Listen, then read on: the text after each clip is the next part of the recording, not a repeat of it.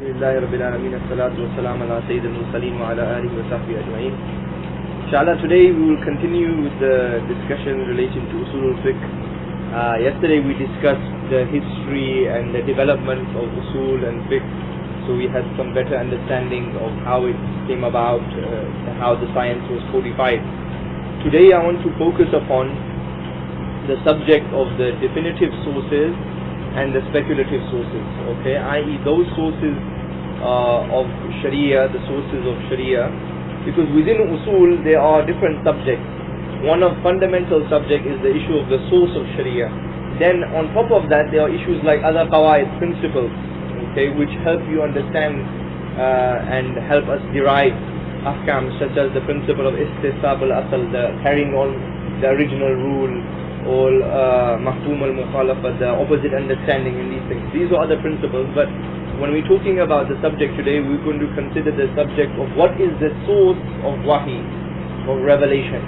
Okay, what actually indicates for us the revelation which is revealed from Allah, and that is the discussion of the sources of Sharia. Now, there are two areas within this.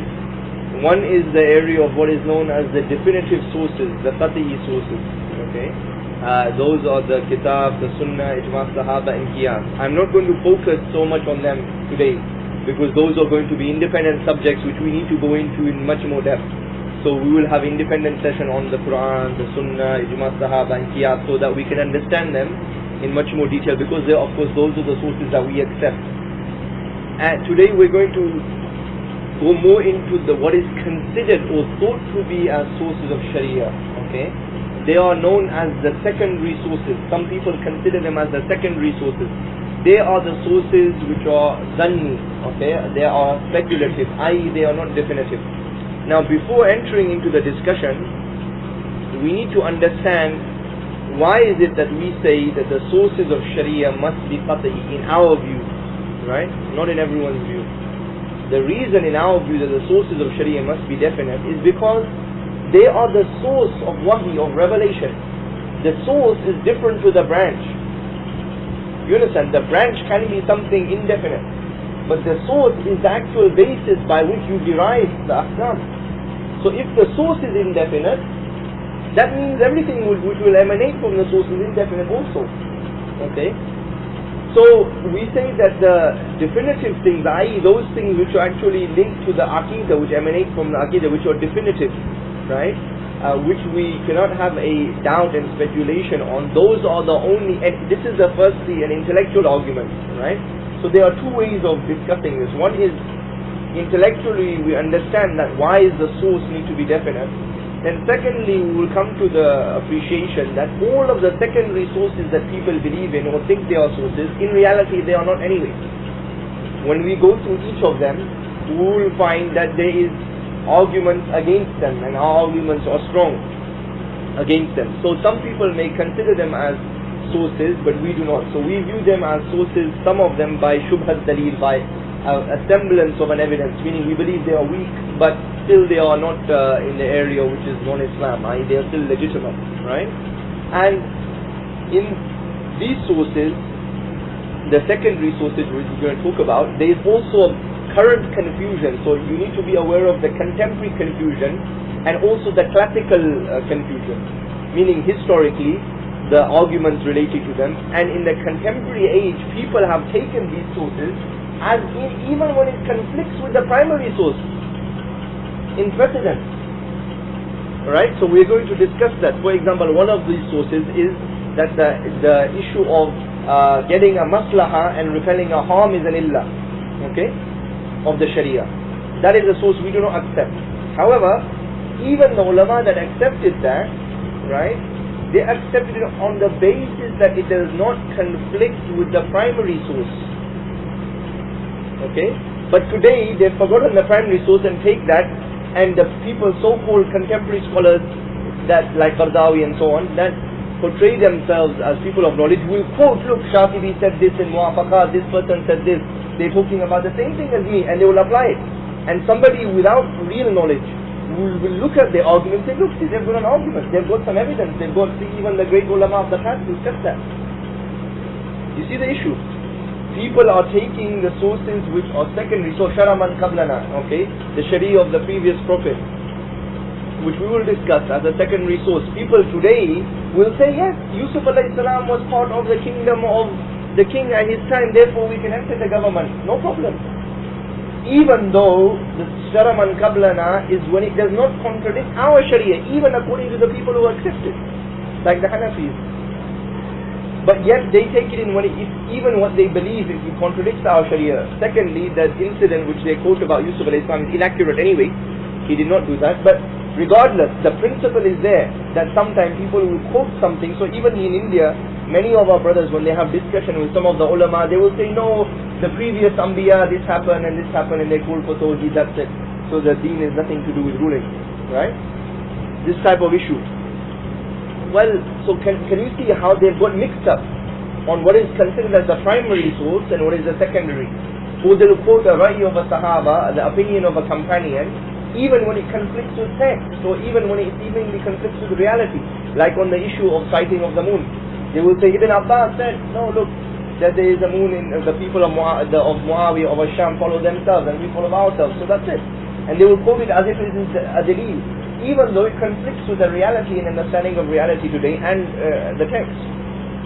So people have confused the whole issue, right? So we have to, in the beginning, put this clear, that the primary sources, okay, they are the sources which in our view are the only acceptable ones. Now, even for the scholars like the Hanafis and so on, who accept some of the other sources, or the Shafi'is, then they consider them as secondary sources, right? I.e., after you look to the Kitab and the Sunnah and Ijma Sahaba and Qiyas, then you look to them if you do not find a direct answer, okay? Not in the manner which you abandon them and you look to them first. You see the point? So that must be appreciated first of all. So the first issue is the Quran. We will go through very briefly, so we're going to have a session on that, which there is no need to go into in detail. That the Quran here, it is sufficient to mention that it is the Quran, the definition of the Quran is not just the Quran in English or in Urdu or whatever. That is not the Quran. The Quran as a source is that what is being defined by the scholars in a restricted way. Okay, there is a science which is also part of the subset of the discussion of Usul-ul-Fiqh, which is called Al-Ta'rifat, the science of definition. So like there was a famous scholar called Al-Jirjani who wrote a book, Al-Ta'rifat, the definition. Okay, and in definition they try to define things jami'an mani, things which are comprehensive and restrictive. What is the meaning of comprehensive and restrictive? Meaning, if I just said the Quran is Kalamullah, that is not comprehensive and restrictive, because Hadith Qudsi is also Kalamullah. The Zabur and the Torah and the Injil, they are also Kalamullah, so it is not comprehensive. So it is not the correct definition. Okay? So when they define the Quran, they define it accurately, and there is some debate on the definition which they have. But anyway, in general they say the Quran is the word revealed to Muhammad sallallahu alaihi wasallam. So first, okay, bil lafz al Arabiyya, in the Arabic tongue, compiled in the Mus'haf, right? So it was compiled in the Mus'haf by the companions. So that is the Quran. Effectively, these are some of the key elements of the definition. So of course, then just from the definition itself, if somebody tries to claim that he is referring to the source of Sharia and trying to make ijtihad, if he does not know the language of the Quran, then it's impossible, because he is not even referring to the Quran, because it does not match the definition. So we know the Quran was the revelation revealed to the Prophet ﷺ. There are many verses about that. The Sunnah is Allah revealed the meaning to the Messenger, and the Messenger ﷺ expressed it in his own words, or in his actions, or in silence. We will discuss that as a separate issue altogether. So, so verses وَمَا يَنْتِقُ عَنِ الْهَوَىٰ إِنْ هُوَ إِلَّا وَحْيٌ يُوحَىٰ, nor does he speak of his own desire. It is nothing but inspiration or revelation to him. So the Sunnah, of course, we know, we have discussed it previously also in the halakat, that the Sunnah includes the silence, the actions and the sayings of the Messenger, which we were going to go into. The Ijma of the Sahaba, again we will have a discussion about that, is that when the companions all agree, i.e. they are unanimous, there is an ijma amongst them, it is not the ra'i of Sahaba, it's not the opinion of an individual companion, it is the ijma, okay, the consensus of the companion over a matter, okay, and that acts as an evidence because we know there are two main reasons for that. One, Allah has praised them as a group in the Quran, that Allah is pleased with them, they are pleased with Him. And secondly, they are the ones who compile the Quran, and Allah has said in the text that He has guarded it. That means He has guarded their consensus, because it is their consensus which compile the Quran. Right? So this is the general understanding of the ijma of the companions. It is enough to appreciate here that it is different to the individual opinion of a Sahaba, of one of the companions. Okay? Right, which we are going to go into and refute as a basis. Qiyas, again we will have a whole session on Qiyas. Qiyas is basically, linguistically means estimation, but in Usul-ul-Fiqh it is the process where you deduce a rule for a new issue based upon a common illah, a reason from an old issue. Okay, so it has four elements, Qiyas. Basically there is a new issue, there is an old issue, there is an illah and there is a hukum. So for example, just to take a definitive qiyas, like what we had mentioned yesterday as an example, that the preparation of seeds of war, horses, is the old issue mentioned in the Quran. Okay? Prepare of horses, mastata'tum min quwwa, as much as you can of power to strike fear. So the old issue is horses, the new issue is, let's say, missiles. Then do they share a common illah to strike fear? Yes. Right? Then somebody can derive the hukum. It is not as easy as that, but this is a simplified version, right? Then you can derive a hukum to say that, therefore to prepare the modern technology and so on matches the rules here. Okay? This is an example of qiyas. Now, qiyas is considered as a source of Sharia because it is something which has the fact that Allah reveals ilal or illa, the reason in the text, means that it is a source.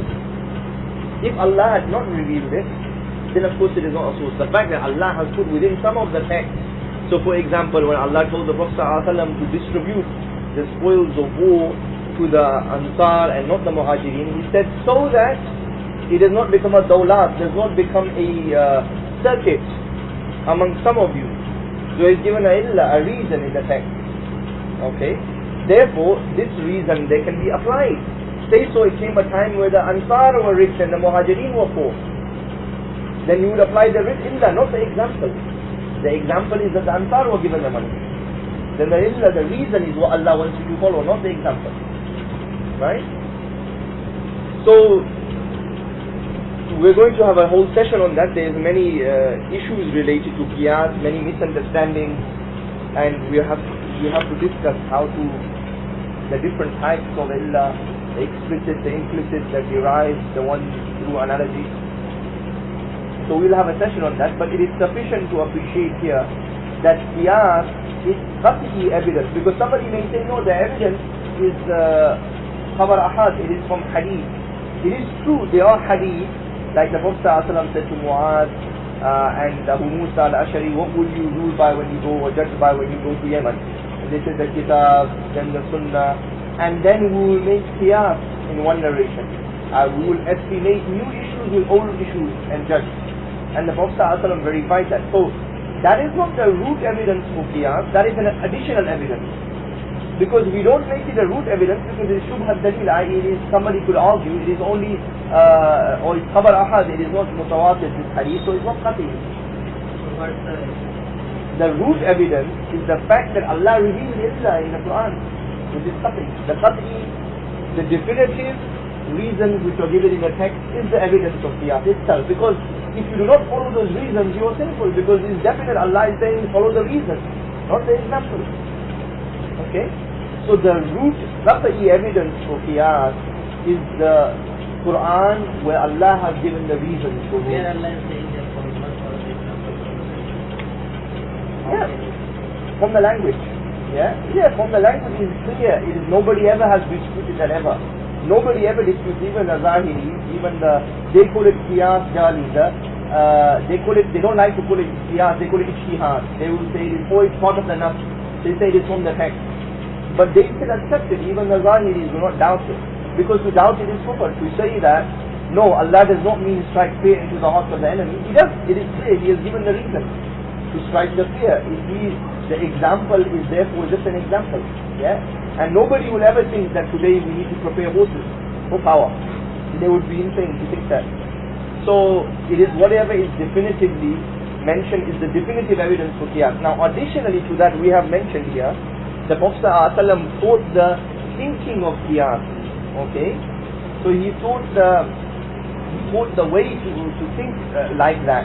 So, like a man came to the Prophet ﷺ in one narration and said, look, my father needed to make hajj, should I make it on his behalf? That if you had your father owed a debt, would you pay it? He said yes. So he said it is the same. When Umar came to the Prophet ﷺ and said, I have kissed my wife but I was fasting, does my fast break? He said, if you gargle water, does your fast break? He said, no, it is the same. So the Prophet ﷺ, he is teaching the thinking of qiyas. Okay? So these are some evidences also that the scholars use to put the definition of qiyas and appreciate the meaning of qiyas. Also there are other texts where we see from the ijma' of the companions, they make qiyas from a new issue to an old issue. So we know, for example, Umar radiallahu anhu went to Ali and asked him about seven people or a certain number of people who were committed in a murder, and Ali said, if 7 people stole, would you cut their hands? If they all participated in a theft? He said yes. He said it is the same. That is qiyas. Right? Or when Ali said about the punishment of the one who drinks khamar, he said the one who drinks khamar, he should be punished 80 lashes. Why?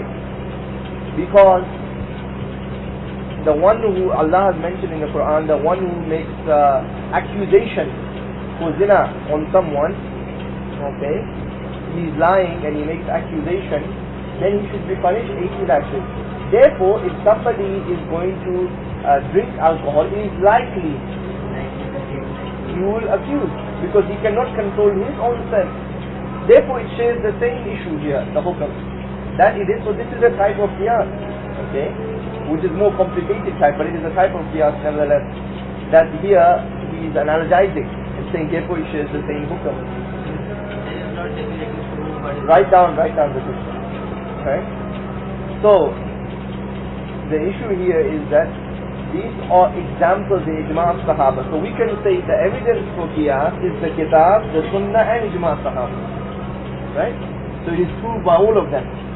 So, but it is definitive evidence, because the other two are khabar ahad, or can be, let us say, disputed, that the definitive evidence is where it is mentioned definitively in the text of the kitab, right? So that is sufficient for now. We will go into it with a whole session regarding that. I left my book here. Right. Now we are going into some of the other sources which are claimed to be sources. These 4 are unanimously agreed, right, to be definitive. People don't like the terminology of qiyas like the Imami Shia and like the Zahiri, but they cannot reject the definitive qiyas, otherwise they become kafir. Right? They cannot reject in the when it says in that Quran that Allah has said this is the reason. They cannot say no, it's not, because it's in the Quran itself and it's definitive in its meaning. So they will not reject it, but they change the word. They say it is not qiyas, it is ijtihad, or it is, part of the nas. They will use but in reality it fits the definition of what qiyas is. Okay, so people may not like the language of it, because they may have condemned, or like Ibn Hazm was angry against the Hanafis, because they take the illah which is from the mind, not from the text, right? And that is why he condemned qiyas altogether. So we have to take that with a pinch of salt. You understand? When we look at those things, it doesn't mean he condemns the definitive qiyas. He's condemning those other things, right? So when we discuss qiyas, we will discuss it that we are much more stricter than the Ahnaf, for example. We say the illah is the only one acceptable in the text, not just from the mind, right? Okay, so these are the 4 definitive evidence or the sources of Sharia, right? I.e. those things which you look to extract a rule. So we only refer to these sources, no other. So when we want to, for our understanding of the ruling system or economic system or social system or anything, we will go only to these sources, nothing else. Okay? Other scholars will look at other sources as well, as an addition to that. Okay? So, and of course, if there is a new reality, of course, and it is a new issue, then you may not find it directly in the Kitab or the Sunnah or Ijma Sahaba or Qiyas directly. Therefore, some people will look to the additional sources and come to some judgment over it. Right? So we need to understand that. Now, although we accept that we believe that these are weak views, some of them have some legitimacy, i.e. we do not say that they are from kufr, we say that they are weak views, we do not accept them. However, we accept that they have some argument behind it, right? So the first one, which we will consider here, is the issue of, and I can go stop at each of them, is ijma al-ummah, okay, which is a common one which is held also here. Now again, in each of these we need to appreciate there is the contemporary confusion and the classical confusion, right? There is the contemporary and the classical. The contemporary confusion, people, for example, I have heard people today to say that, look, no, the sighting of the moon can be regional. Why? Ijma al-ummah. Okay? As an example. It's ijma of the Muslims of India. Okay? Ijma al-mujtahideen is another issue. Right? They will put within that. Or they will say, for example, today we don't need to rule by Islam. Why? Ijma al-ummah. The ummah is silent. So the contemporary confusion is different to the classical confusion. The contemporary confusion is completely batil, is completely invalid with no basis whatsoever. Because how can the ijma of the ummah contradict an existing hukum from the text? It is impossible. Right? The ijma of the ummah, if it did do that, then forget it. It cannot contradict something which is from the Quran and the Sunnah. If the ummah did consent to that, then they are wrong. You cannot just say it abrogates. They're trying to say the ijma of ummah abrogates the text. How can the ijma of the ummah abrogate the text? Okay? So this is a dangerous idea. That is not the idea which the people believed in history. Okay? That is a misinterpretation of it. So the idea which people misunderstood, which we are going to discuss now, is they try to quote certain evidences, a hadith. They said, my ummah will never agree upon a dalala. That is the main evidence which they use. Okay? And such narrations which are very similar in meaning. Okay? Now, first of all, this hadith or these collection of hadith are khabar ahad, not mutawatir. So they are not definite first. So how can it serve as a definitive evidence? It cannot. Contradict the definitive issue. Right. Not only that, because they would say no, it is not in contradiction with the definitive issue. In addition, so like the people who accept ijma al-ummah, they say, if we do not find something in Kitab and Sunnah and Ijma Sahaba and Qiyas, then we look to Ijma al-Ummah. You understand? So they will not say it contradicts with definitive issues, but they will say, for example, if there is a matter which the Ummah has agreed upon, okay, but there is no clear text about it in the Kitab, Sunnah, Ijma Sahaba, just the consensus of the Ummah is enough to make that matter a part of the revelation. That is what they're trying to say. It is an indication of the wahy. That how can the ummah, because the Prophet ﷺ has said the ummah will not agree upon a dalala. And here they translate dalala or give the meaning of dalala as error or mistake. Okay? So first of all, in its origin, this hadith is khabar ahad, so it's not definite anyway. So the conclusion which they have built is indefinite. Secondly, the meaning of dalala here does not mean, because when you have one hadith conflicting with other hadith, you have to reconcile them. There is clear text in other hadith which say that the ummah will agree upon things which are of ma'asiyah. They will go like those. Yes, not only yes, like the Prophet ﷺ said that the people after you will follow the other people handspan by handspan and arm's length by arm's length. Even if they enter the lizard's hole, they would enter it. And even if they slept with their wife in the road, they will do it. And the Sahaba, they said, Ya Rasulullah, who? Like the Christians and the Jews. And he said, who else? So he's talking about the Muslims here. Not only that, he talked about the famous hadith about wahan. Okay?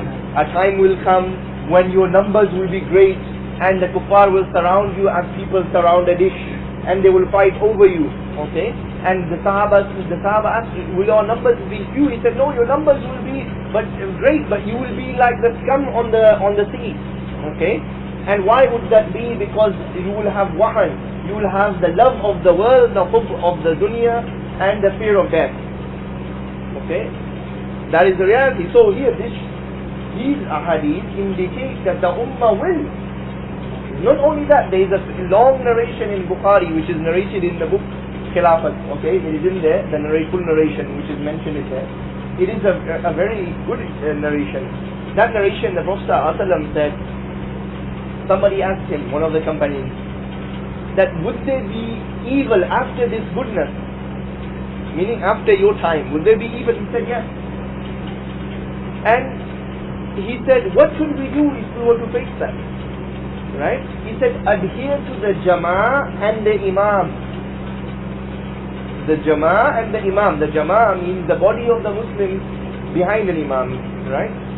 And the companion asked, what if there is no Jama'ah and no Imam? And the Prophet ﷺ said, there will be people who will go to the doors of Jahannam. Do not go to them. And even if you have to bite onto a tree, do that. And do not go to those people. Right? There will be groups of people who will go to the doors of Jahannam. So this indicates in the Ummah that we will lose the Imam and we will lose the Jama'ah.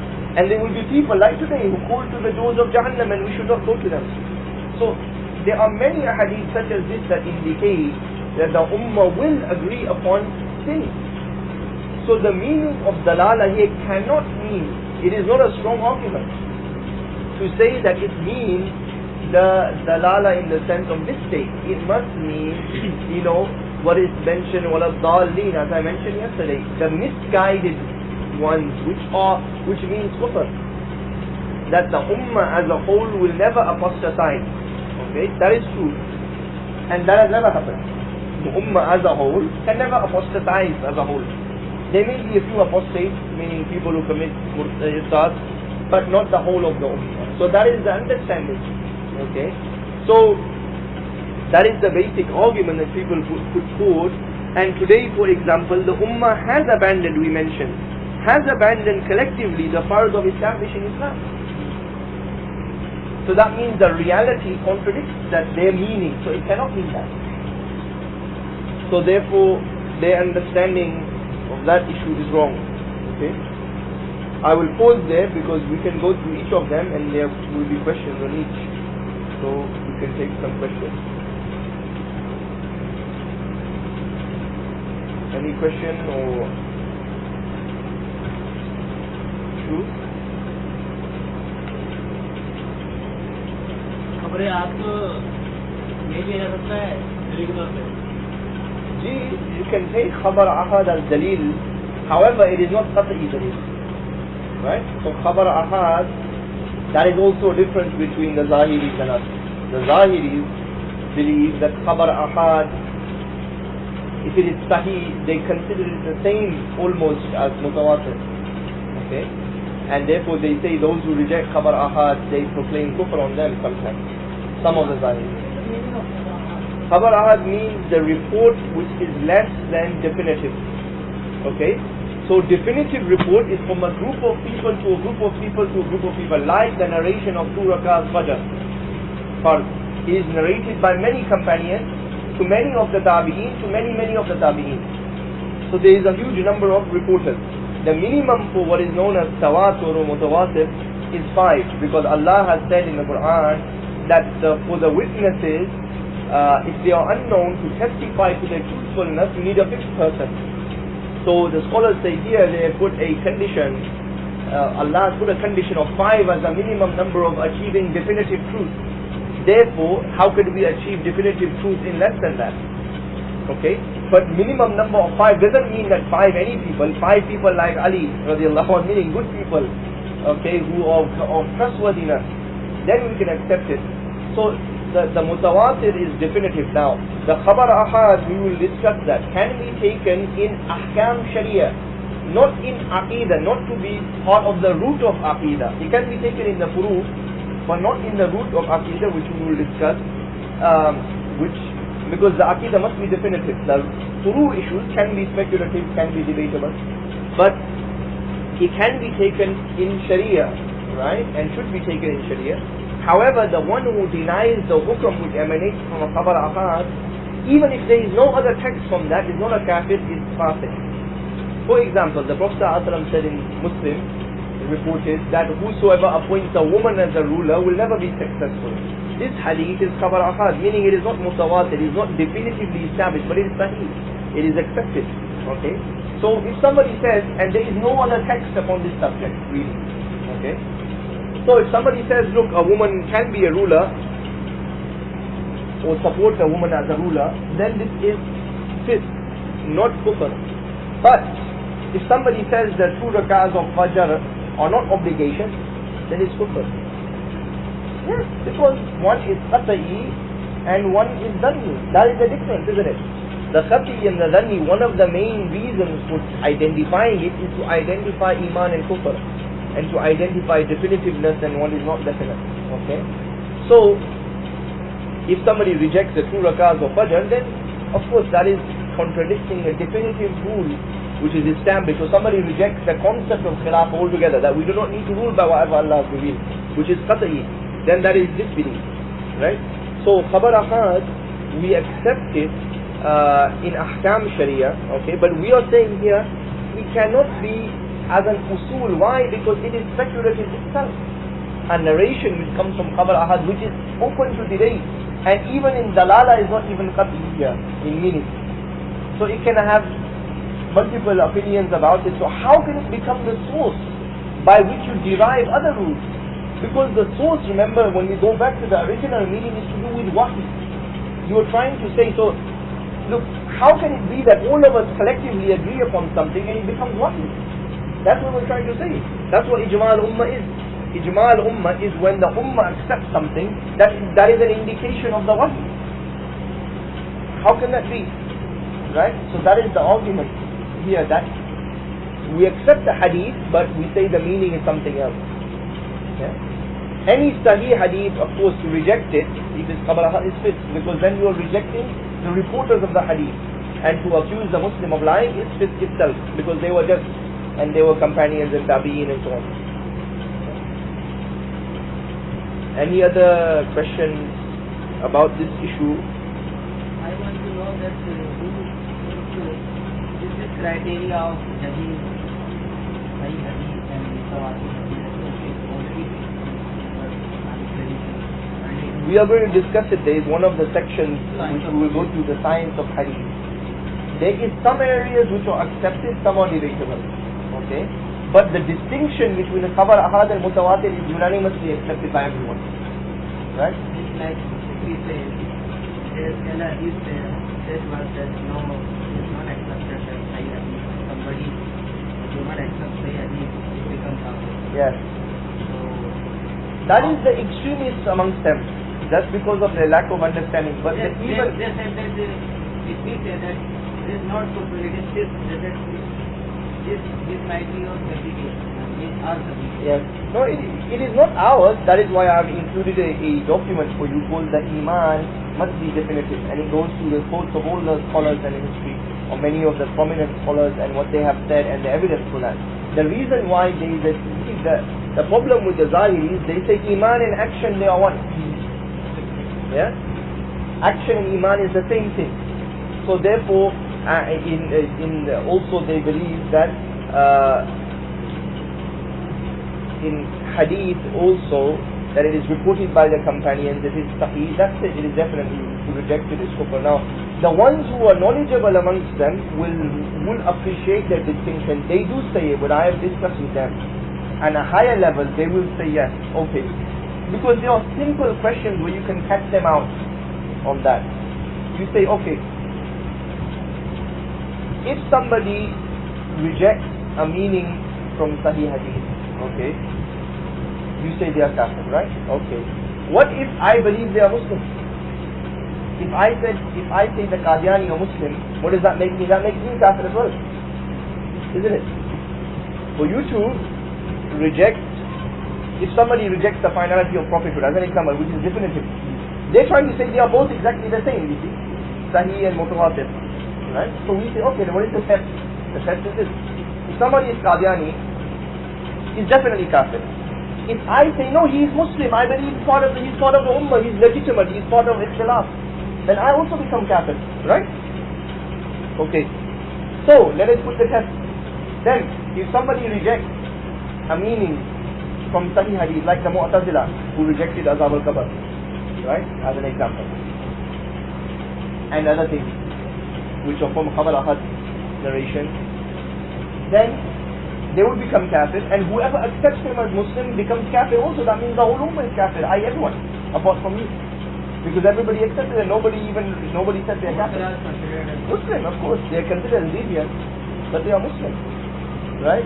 So this is the issue. That somebody may reject. Shar'i, yeah, the master of the tafsir, Al-Kahshaf, because he is a great work. It's a tafsir book. There is also another great scholar, Qadi Abdul Jabbar, who is well known also. No, Mu'tazila as a group do not exist, but their influence exists, right? In modernist ideas, but they have taken to another extreme, right? And it exists in certain issues, like in the subject of Qada wal Qadar, in the subject of attributes of Allah. The influence still exists, Sifat Allah, and different things. Khuluqul Quran, there are some issues still pending, but in origin they don't. So like with somebody who believes in that, it is an easy way to catch them out, because they will say, no, they are not kafirs, they are fasting. Okay, then they will say they are deviants. Okay, we accept. As soon as you come to that point that they are not kafirs, then okay, bring your hand, we have accepted. They don't like to agree with us on terminology, but deep down they accept the argument. It is the same argument. Deep down it is the same argument, because they will say they are deviants. We also say they are deviants. This is the point, right? So this is the issue, that you can catch them out in that. So we will discuss that anyway when we come to the science of hadith. We will discuss. Yeah, kufr dun kufr, like that. Yeah, we can say kufr less than kufr. Like it is a big sin. It is like a deviancy. Yeah? Yes, is there no definite proof of punishment for this in Quran and Hadith? There is the evidence is ijma of the Sahaba, which is definitely also. Yeah. But for drinking liquor now depends on the definition of liquor, right? But for drunkenness, the punishment for drunkenness, because the Ahnaf believe that some forms of liquor are not hamar, or not what is mentioned in the text, and if somebody was to drink a small amount of them, it is not haram. So that is a different issue. But for drunkenness, yes, it is ijma of the companions on that, on what Ali had done, and he was well known, he implemented it, people accepted that. It is an acceptable evidence. And that was established on that qiyas basis. Yes. So it is on the basis of qiyas, but there is ijma upon the qiyas. So it is accepted that, yes. इस साबिक के तेल पर अगर साहबा खामोश चर्चा करते हैं जी, तो क्या उनकी इज्मा में मार दिया जाएगा? No, not ijma upon the hukum, but ijma that it is a legitimate ijtihad. So we have to differentiate. That is why we will discuss the subject of ijma sahaba, the whole subject in itself, because within ijma sahaba there are differences. So for example, if the sahaba said this is my ijtihad, like Ali gave his ijtihad and the reasoning, and he said this is the reason, and sahaba accepted, so they accepted it as a legitimate opinion, but does not automatically make that hukum itself qat'i, as an example, right? However, there is other things, that is what is known as, when we look at the ijma, indicate the actual hukum where there is no dalil, or maybe even conflict with the dalil, right? So for example, when Umar entered Al-Quds, it is from Islam, the Dhimmis can live anywhere generally, okay, apart from Hijaz, the Mushrikeen cannot live there, but the Jews, for example, there is no restriction from any nas, from any text saying the Jews are not allowed to live here. But Omar, he signed a treaty, the Omari treaty, with the Christians, saying that the Jews are forbidden. It is haram for them to live within Al-Quds, Baytul Maqdis, okay, Jerusalem. So now, it conflicts with the text, because the Jews can live anywhere. All of the companions, until the end of all of their lives, accepted that. So it is an indication that he must have known of a text that we do not know.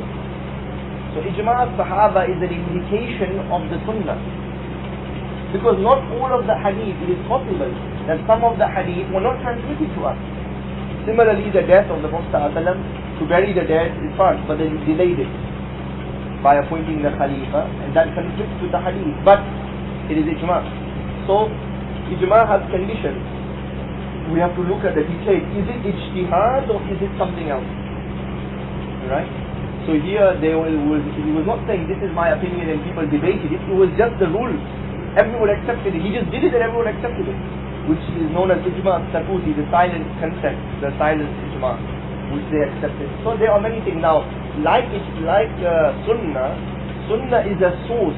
Like Ijma' al-Sahaba is a source. Within the Sunnah, there may be the qat'i elements and the dhanni elements, i.e. those riwayat, those narrations which are definitive and mutawatir, and those narrations which are khabar ahad. Similarly in Ijma', they are those which are, like for example, the bay'ah of Uthman has been reported by tawatur, okay, that everyone gave the bay'ah, or the people gave the bay'ah, and the process of 3 days and 2 nights has been reported by tawatur. So it is a definitive ijma'. But other things like the Taraweeh being 20 rak'ah at the time of Umar, it is a disputed ijma'. You understand? So just like in the Sunnah, which can have the qat'i and the dhanni, similarly within ijma' you can have the reports which are khabar ahad, the reports which are tawatur, those which are definitive in meaning, those which are not.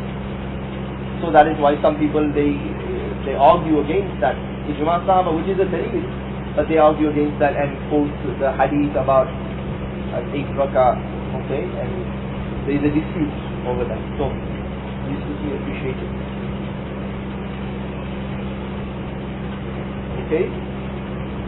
There are some other hadith here which we have mentioned in this other book. One of the brothers has mentioned that a group of my ummah shall continue to remain on the right path. They will be the dominant force and will not be harmed by the opposition of dissenters. Okay. There are some hadith like that. There is la tazal ta'ifat min ummati qa'imat bi amrillah. There will be a group from my ummah. They will a ta'ifa, and they will not be. They will continue until the word of Allah is established, and such hadith, right? But again, it does not indicate ijma' of ummah. Indicate there will be a group from the ummah, like they will always be within the ummah some people who are on the haqq. That is correct. They will always be within the ummah, and that is from many hadith, some people who are on the haqq. Many people may be against that. Right. So nowadays ummah is impossible. Yes. That is a good argument also. I did not raise that argument. The ijma' of the ummah also, how do you define it? Because you will never get ijma' anyway. Absolute consensus. Because ijma' means consensus, unanimity. Right? So, generally speaking, like you said, on issues which are not from the kitab and sunnah and ijma' sahaba and qiyas, meaning new issues, you will not have the ijma' of the ummah anyway. People will dispute. So then that means it's not a reality anyway, it is a fictional thing. Right? So then what it becomes, in fact, and this is also a modernism idea, not ijma', majority. Right? So they amended the usul, not ijma', majority opinion. Whether the majority of the ummah has accepted this issue. Well, ijma' doesn't mean majority. Ijma' al-Sahaba is not the majority of the Sahaba accepted something in a minority. That means there is no evidence. Right? So again, you will find this trick they play. Right? And always people, they try to quote also in the issue of ijma' sometimes, stick to the jama'ah. Today the modern people quote that. So they will say, you people are deviating. The Prophet ﷺ said, whosoever separates himself from the jama'ah, mata maytatan jahiliyyah, dies the death of jahiliyyah. Now what is the meaning of the jama'ah? The Jama'ah does not mean the majority, the Jamhur. It means the body of the Muslims under the Sultan.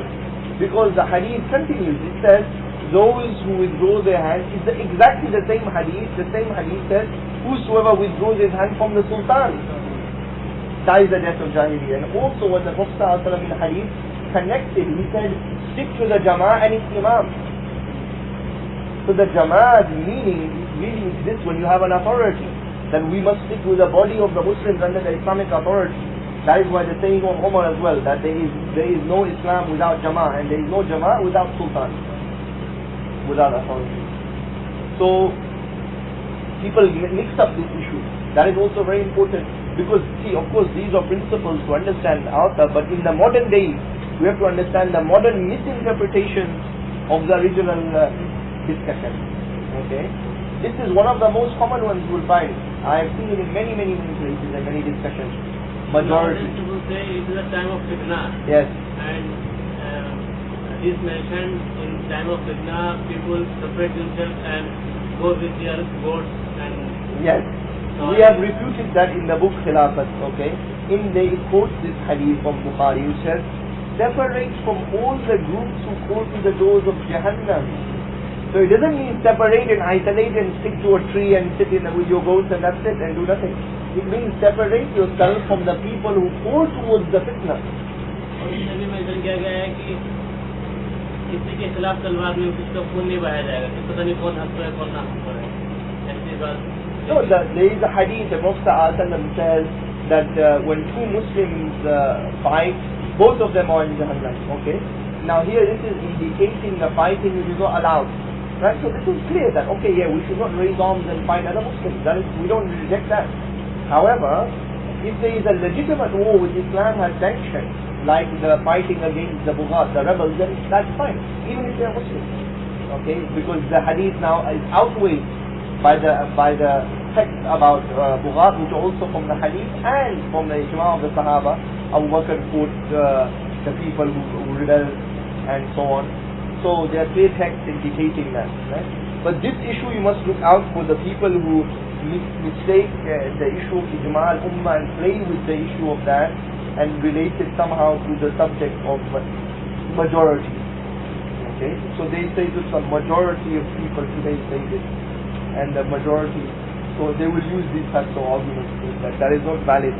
Okay, and again the ijma of the ummah is not regionalized. The ijma of the Muslims of India. In the original usul, by the scholars who accepted, they did not regionalize it. Like the ijma of the Muslims of India, they will say, look, for example, the citing of the moon issue as an example. If the Muslims of India are consented, but even within India there is not consent.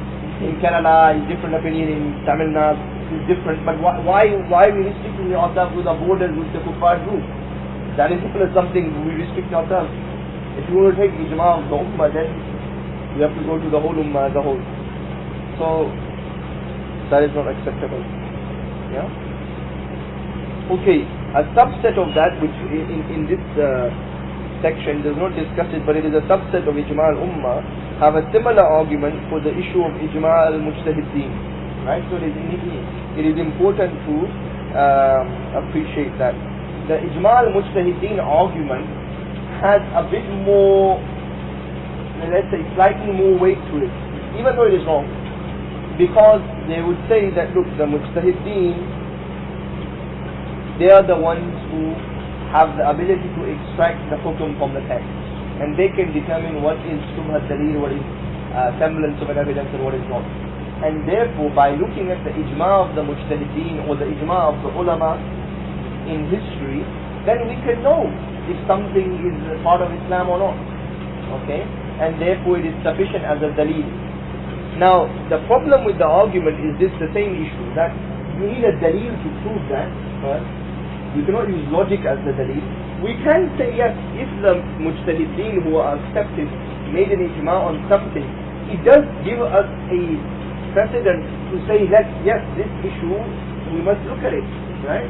But does not automatically make it a part of the wahy, the revelation, right? Because what they're trying to say is that the ijma of the mujtahideen makes something as part of What? Something that is ultimately decided. Yeah, it is decided, that's it. And it's a part of Islam and nobody can dispute it, and it is the ijma. So which is something which is not necessarily correct. And also, the mujtahideen could be wrong. Right? Because in origin the text is what is correct. Like i.e., in certain areas, issues came up which were not discussed before. Right? And then the mujtahideen debated it, and for 1,000 years they were wrong on it, like the issue of qada wal qadar. Right? The main body of the mujtahideen, which are known as Ahlus Sunnah, which people call them, or the Ash'ari, they are wrong on the issue of qada wal qadar. Their opinion of qada wal qadar is a compromise between the Mu'tazila and the Jabriyya view. It is not correct. Okay? So it doesn't mean just because they had ijma. So the great scholars are amongst that, but they have made a mistake on the issue. There are some few scholars, in fact a subset of the Shia got it correct, because they are very rational. They thought about that issue and resolved it. Right? So it is not necessary just that the ijma of the mujtahideen is valid as a dalil. We cannot equate it to a hadith or an ayah or ijma sahaba. It is not like that. It indicates something, so we can say yes. Sometimes we say, look, just for somebody from the point of view, we are not using it as an usul to derive rules, we are not extracting, but we use it as an issue just to make somebody's mind at rest. You understand? For example, some people today, because of the modern scholars, dispute the issue of khilafah for some strange reason, some of them. Then we say, look, it is an ijma of all the ulama in history. As an example, if they say, look, khilafah was not until 1922, we can say it is accepted by all the Sunni ulama in history that it was. That just to put their mind at some position, makes them on the defensive. Okay, then maybe there is something behind it. We are not saying it itself is a dalil. Yes. Basically what we are doing is we are making them realize the reason why they are unanimous on it is because there is a reason. That is the point. The mujtahideen would not agree upon it because just like that. They must have had a reason, and the reason for it is because the text itself is better. Right? So, but that itself, when we discuss the subject of khilafah in our books, you will not see we are saying it is ijma mujtahideen, we will say kitab, sunnah, ijma sahaba. That is evidence. That is an additional thing. Right? Just to make people appreciate. But that is not an evidence in itself, so we have to be careful of that. And again, people today, there is a modern usage of ijma mujtahideen to try and say the contemporary ulama. Right? So again, it is a corruption of the original principle. They say the contemporary mujtahideen, and not only the contemporary, the ones they have in mind, the prominent. So they will say it is the ijma of the contemporary mujtahideen X issues, like parliamentary democracy is allowed. As an example, our brothers from Ikhwan and such groups justify it like that. They say Qardawi and Tantawi and Sha'rawi, other people have said it is halal. So therefore it's okay. Right? So again, they are giving contemporary, and that again is not necessarily the original principle, because in fact, for example, Shawkani existed in a time when some of Yemen was occupied, and some people were ruling Muslims within the non-Islamic system. And he said they are kafir, in his opinion. Right? And because he believed whoever rules by kufr is kafir. And he gave arguments against that. So it was not something completely modern. Shawkani was in 1750. Right? So the concept of ruling by without whatever Allah had revealed, Ibn Taymiyyah also, at his time when the Tatars, okay, we saw the Mongols invaded, the people in the areas where the Mongols were ruling, they had made a book of law, which was a mix of the Quran, some of the Ahkam, and the Mongolian law. And he said, whoever rules by that is a kafir, in his view. Yes. So we have the quotations from that. I've got lengthy quotations from Majmu' al-Fatawa and other books about these issues. So, meaning it's not a completely modern issue. Anyway, so it is a lie to say it is an ijma of the ulama. Right? Because the ulama in history have condemned it. Anyway. So regardless of this, anyway, we see that ijma al-mujtahideen is one of the things you must bear in mind, that people misinterpret, okay, and try to use it. And again, ijma al-mujtahideen is a secondary source, not a primary. So if it conflicts with the text, then forget it. That's the point. Umar was a mujtahid, but when he conflicted with an ayah, the woman corrected him and he accepted he was wrong. He said, okay, I'm wrong, right? If he accepted just, he was a Sahaba even, better than all of the mujtahideen. So it is possible for mujtahideen, they are not infallible. They can make mistakes. Ijma, it removes the problem till Qiyamah. It's named Ijma. अगर इजमा क़यामत तक के मसाइल को हल करता है तो उसको एक कोर्स माना जाएगा. जैसे कि इजमा सहाबा है तो अब ये कतई कोर्स हो गया है और ये क़यामत तक के जो मसाइल आएंगे उसके मुताबिक को हल करता रहेगा. लिहाजा ऐसे इजमा जो हल ना कर सके तो उनको इजमा नहीं कहा जाएगा. Exactly. So like ulama's ijma, we are saying how can it be a source? Because a source means it is part of the wahi. Until Yawm al-Qiyamah, it is part of the sources of revelation. और तो बीच में ही दम कर जाए बन जाएगी क़यामत तक के लिए. वो सिर्फ वही चीज बन सकती है जब तक की. अगर आज कोई चीज डेफिनेटिव बन जाएगी तो फिर तो वही का हिस्सा बन जाएगी. तो मतलब नहीं कि बदलने के बाद उसको बदल नहीं सकते. Exactly. So it is a strange issue. Your question is correct. That you are thinking on the right line. That how can something where ulama accept something in one time become a part of the Sharia, a part of the law as a dalil, not as a part of fiqh, but as a part of the dalil itself. So in future, people don't need to refer to the dalil; they can refer to the ijma and say it is a dalil. Enough. That cannot be. We cannot quote the ijma of the ulama like a hadith or an ayah or ijma sahaba. It is not like that. Accepted in the past. It was given By some scholars, yeah. So we believe in I think generally, and that's why the fatwa becomes relevant. Okay, that is the reason for that is more to do with intellectual decline and the reliance on the ulama completely. Okay, ijma of the ulama, it was used by the scholars, and it's true that some of the ummah accepted that, but yeah, the overwhelming reliance on taqleed is what led to that problem. Yeah, mujtahideen, yeah.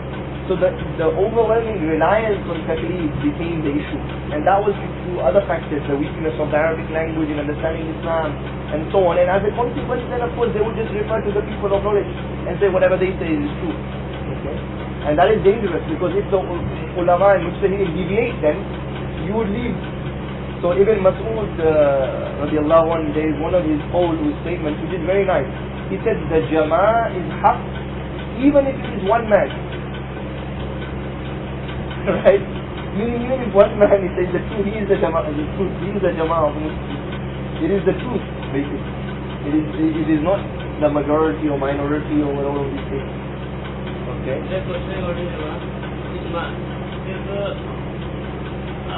somebody didn't find solution in four sources, Quran, Sunnah, Ijma, Qiyas, then he refer to the ijma and mujtahideen, ijma and ummah. No, we cannot. That's what we're saying, that you will find. It depends how you view what is the sources. This is the point here. If you view there is only four sources, then you will find a qarina from those four sources to make ijtihad. You will, because the texts are comprehensive. So like any issue, you will find from within those texts an indication, okay, that you can make ijtihad upon or qiyas upon. Whereas if you consider this as a source, then you will look for it. But we say in our usul it is prohibited to accept it as a source. Because we believe that Sharia is complete and every evolution of every problem is जैसे कि हमने कहा कि हमने इन चारों में तलाश किया मसाइल का, उसमें नहीं मिल पाया. No, but that means you are not mujtahid. You are not finding. जरूर पालेंगे. नहीं, किसी ने किया, उसने किया, नहीं मिल पाया, तो उसने अपने बड़ों से मशवरा किया, तो पड़ोस में मशवरा करते हैं. Yes, so that means देख रहा है उनके पास कुछ चीज मिल रही है, तो उसके मुताबिक मसाइल का हल करता है, तो मुझे मुताबिक. No, the issue is this. Look, we must appreciate here. If somebody is a mujtahid, okay, maybe he is limited as a mujtahid. Maybe he is not good in certain subjects, like economics. Economics is complicated, okay, like inheritance. It is the most complicated subject in fiqh because it's to do mathematics. 1/3, 1/4, 1/6, all of these things. So if somebody studies that, maybe he will not find a solution for modern day issues. But then he should then make taqleed to another scholar. He is not saying, now I will go to another ummah, another usul which he believes is batil. We believe these other usul are invalid. But people who follow them, we believe they have a weak evidence, so it is shubhat dalil, we accept it as ikhtilaf. But we cannot accept it as the hukum of Allah, because we believe the usul is by which you derive the hukum of Allah. So the one who follows ijma al-ummah and he derives the hukum, we believe that is not the hukum of Allah, so how can we follow that? तो उस मसले में तकलीफ करेगा. Yeah, so you ask another mujtahid who follows your own usul, not another usul. Because to make taqleed, if you have adopted, like in the Hizb, we make tabaniyat in usul. The average Muslim, he does not. The average Muslim does not even know what Usul-ul-Fiqh is. So he makes taqleed to any mujtahid. That is okay, because he does not have adoption. But for us, for example, we make tabaniyat on only the 4 areas of usul: Quran, Sunnah, Ijma, Qiyas. So beyond that, we cannot adopt and we cannot make taqleed to any other opinion which emanates from another usul. Right? We must refuse it, because we have already said, we already believe that these are the only 2 valid. So that means any other hukum will be invalid if it emanates from something else. You see the point? If you already believe that the hukum of Allah cannot be derived from Shar'a man qablana, as an example, right? And then at the same time you believe that it's haram because of what Musa alayhi salam did, to wear shoes when you pray salah, it's a contradiction. So you have to abandon that rule and accept the principle. Yeah? So you have to adopt another rule in that area.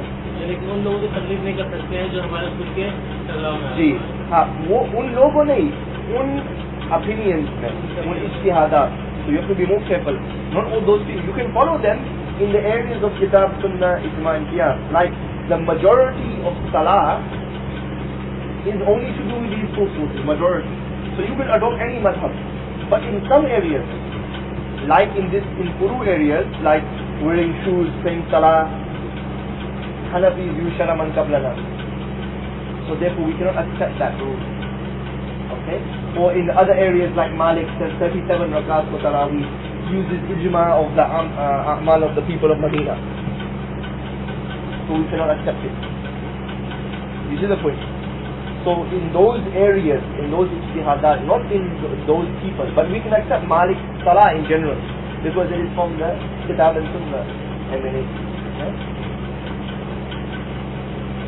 Okay, so we have covered ijma, al-ummah ijma. Now there is another ijma which in this, which is in the studies in Usul-ul-Fiqh book, which is also useful just to mention, is ijma ahl al-bayt. Okay, the Zaydis accepted. Right? So they are not the Imami, the Shi'i. Of course the Imami Shia accepted because they are Ahl al-Bayt, for them is thing. But the Zaydis, which are very similar, some people have said the Zaydis are the 5th madhab of the Sunnis. Okay? The only difference between the Zaydis and us and the other Sunnis is that they believe in the issue of politically it would have been better for Ali to be the Khalifa, and it would have been better in their foot. But they do not condemn the companions and do not say that he was infallible. So that is the only difference, political opinion, right? But they have ijma ahl al-bayt. From an usul point of view they differ. So they quote certain ayat. So like they quote the ayat to do with religious, that, O wives of the Prophet, Allah wishes to cleanse the people of the house of the Prophet and the impurity, the rich. So here they try to say that the rijis means that Allah has cleansed them from impurities, meaning committing evil. So, well, some of them, the Imamiyya would say they're infallible. Others would say no, but the ijma, because it is the same as ijma Sahaba. Allah is collectively saying the house, or the wives of the Prophet and his house, his faith, the people from his faith, their ijma must be accepted, because as a whole Allah said they are pure. This type of argument. Right? So, first of all, that is not actually the meaning of the verse. The verse rijis here means that Allah cleansed them from being defiled and attacked, okay, by people. Because Allah has made it haram for people to accuse them and to accuse them of things. So that is the actual meaning, and they misinterpret that. Also, they try to quote that when the ayah was revealed, the messenger took his cloak and covered Ali, Hussein, Hassan and Fatima and said, they are my house. And the ulama back saying that I leave you two valuable things, the book of Allah and my usra. If you abided by them, my family, you will never go astray. In another narration, fear Allah and dealing with my family. Okay. So they claim that the rijis means that they've the mistakes, i.e. they cannot collectively make an error or a mistake. Okay. And the Ahl al-Bayt or fallible, and thus the ijma is the source of Sharia, not their individual opinion. So they are different to the Imamiyya view. The Imamiyya is Ali's view is infallible anyway. There is no need for ijma. Ali and Hassan and Hussein, they are infallible anyway, right? So that is a different view, because the Zaydis don't believe in that, of course. So in response to this, we say that the meaning of the ayah is not qat'i. Right? Of course it is not. Otherwise we would be wrong if the meaning of the ayah was qat'i. So it's not qat'i. Secondly, ayah was revealed regarding the wives of the Prophet as well. It is not exclusive to Fatima. So the ayah says to the wives of the Prophet, okay? It says the Nisa'un Nabi, the wives of the Prophet, the women of the Prophet. So it is not related to Fatima. Why only related to Fatima? It is related to other wives. Okay? So they have a mistake in the understanding. And the word rijis here means lifting suspicion or dishonesty. Okay? Suspicion from them, not the issue of things here. So, and we have this and a proof of that the word rijis has been mentioned in many ayat, meaning with the moral impurity. So it's been mentioned in Surah Al-An'am. Okay? Thus Allah lays rijis, shame, upon those who believe not. So it means shame or moral impurity. Okay? So Allah has used that term in other context, in other ayat, in the same meaning. So again here, also, when we look at this, we find the hadith which narrated the Prophet covered his cloak with Imam Ali, Fatima, Hussein and Hassan, and he said they are my family. It is no indication that Ahl al-Bayt is solely limited to them. For example, he said to Zayd ibn Arqam, O Zayd, who are his family, are they not his wives? Yeah? So meaning his wives, the Prophet himself has said his wives are part of his family. Not only those people mentioned, which is wrong. And he said yes, his wives are his family, but his family are those who have been excluding from accepting sadaqah. So he inquired, who are they? And Zayd said they are the family of Ali, the family of Aqil, the family of Jab. Hussein then asked, have all of these people been excluded from accepting sadaqah? He said yes. Right? So it means it is wider. Basically, their interpretation of these things is limited. Okay. The other ijma which is important to cover here is the ijma of the people of Medina. Okay. Again, the hadith which they quote again is Khabar Ahad. The hadith is Medina is like the bellows. You know the bellows means that extinguishes, in the air, extinguishes, like the blacksmith uses the bad things, right? Like you could say extractor fan. You have extractor fan. Now in modern day, you say it's an extractor. In the kitchen, in some kitchens, you press a button and when you're making exhaust fan, so it removes that. So the Al-Madina is like that. It removes the bad things. Okay.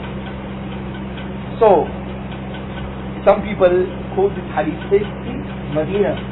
Therefore, the people of Medina, their ijma must be accepted, because it is like anything bad cannot exist. Okay? And therefore, they try to quote this type of evidences. However, first of all, the hadith is sahih, but it is not mutawatir. Secondly, its meaning is not clear. If we look at the context of the hadith, it was when a Bedouin, came to the Prophet ﷺ and said, relieve me from the bayah. So the Badu does not live in Medina. He is from the desert. Right? And the Badu, it is known, they were like, let me explain. Villages like village, like today, in the Gam, they are very rough people. Tribal. And even in time of Rasulullah when they embraced Islam, some of them were still like that. So like when the Prophet was walking once, it is narrated in one of the Badus grabbed and pulled his shirt like that. He said, Messenger of Allah. They pulled his shirt to such that it is narrated that it became red. In his arm became red. They pulled him and said, because he was distributing the spoils of war and money. He said, give me some. and the Prophet smiled at him and said, give it to somebody. Meaning the Badus were like that. They were like very rough people, right? Yeah, they're very like, you could say they have a particular lifestyle. You know why? Because in the desert, all you have is a camel and the desert, that's it, nothing. You become naturally, is one of those things where they become rough, they eat rough, they speak rough, they don't have minimal interaction with society. They are traveling, so they are not good manners, okay? Their manners are not so good, they are become, you know. So the Badu came to the Prophet ﷺ and said to him, relieve me from the bayah. And the Prophet ﷺ said, no, I cannot relieve you. So he asked him again, relieve me. He said, no, relieve me, no. Then the Prophet ﷺ said, Al-Madinah is like the bellows, it distinguishes the bad thing. So here, the Prophet ﷺ, in the context, right, is not talking about Medina per se, the Ijma and so on. It means that the Bedouins, you know, they ask these types of questions, right? That is one of the meanings that somebody can accept, right? So it is not necessary that some people use the term because it says the term khabath, okay, filth. Now khabath has been forbidden by the Prophet ﷺ in different ahadith. So for example, the Prophet ﷺ said the price obtained from selling of a dog is khaba'ith, filth. The dowry money taken for zina of a whore or prostitute is khaba'ith. Alcohol is the mother of all khaba'ith, okay. And the mujtahid, okay. So khabath cannot be considered as an error in the sense of a mistake, okay. It is to do with sins, okay. And therefore it doesn't mean that particularly that they are completely infallible, right? It simply means that the people of Medina, okay, they are good natured, and we know that is a reality even today. We can accept that the people of Medina are good. And the argument of the Malikis who say, look, the people of Medina were with the Prophet ﷺ, therefore they lived with the Prophet, they knew what the Prophet did, and they saw what the Prophet did, and therefore what they consent to must be accepted because of their closeness. Again here we need another dalil, something further which would establish that, because that is true, but why only we can say the people of Medina? Because the Prophet ﷺ, his companions were closest to him, not all the people of Medina. Okay, and the companions were the one who compiled, and they are the ones, if they make ijma, fine, Allah is the one who will speak with them. However, the people of Medina, you know, until the day of judgment, are we going to accept the ijma because of that one hadith or two hadith and say whatever they consent to? If they consent to Fahad bin Abdul Aziz or they consent to things, doesn't mean that they are pure, they are not infallible. So it's wrong to say that they consent to the truth, right? So again, we see it is a weak argument. The Malikis adopted, and some of their fiqh is related to it, right? The ijma of the actions of the people of Medina at the time, or they look at that time and so on. Had any questions about this?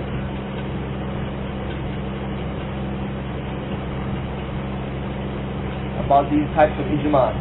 You will find normally in a book of Usul, like in English there are some translated which are not the classical books, but there are some contemporary books. They will consider, they will put first kitab, they discuss it, then the sunnah, then ijma in general. So included within that is ijma sahaba, ijma al-ummah, ijma al-mujtahideen, ijma al-bayt. All of them will be considered and discussed, and then qiyam.